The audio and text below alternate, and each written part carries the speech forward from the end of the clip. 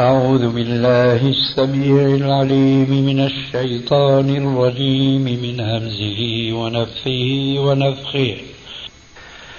تبارك الذي جعل في السماء بروجا وجعل فيها سراجا وقمرا منيرا وهو الذي جعل الليل والنهار خلفة لمن أراد أن يتذكر أو أراد شكورا.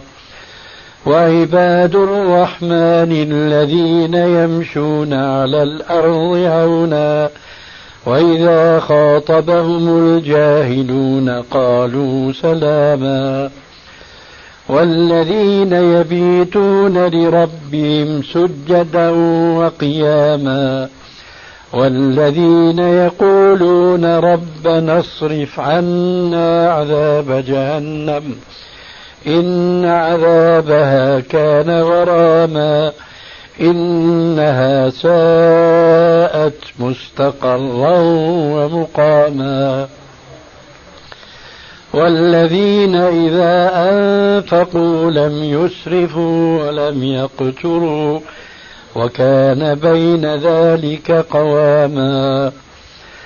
والذين لا يدعون مع الله إلها آخر ولا يقتلون النفس التي حرم الله إلا بالحق ولا يزنون ومن يفعل ذلك يلقى أثاما يضاعف له العذاب يوم القيامة ويخلد فيه مهانا إلا من تاب وآمن وعمل عملا صالحا فأولئك يبدل الله سيئاتهم حسنات وكان الله غفورا رحيما. ومن تاب وعمل صالحا فإنه يتوب إلى الله متابا. والذين لا يشهدون الزور وإذا مروا باللغو مروا كراما.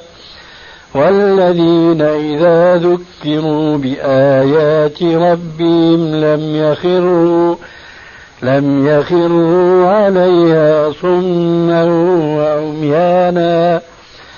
والذين يقولون ربنا هب لنا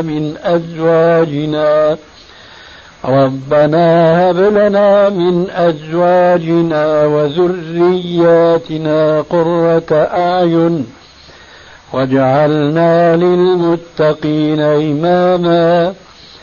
أولئك يجزون الغرفة بما صبروا ويلقون فيها تحية وسلاما خالدين فيها حسنت مستقرا ومقاما. قل ما يعبأ بكم ربي لولا دعاؤكم فقد كذبتم فسوف يكون لزاما.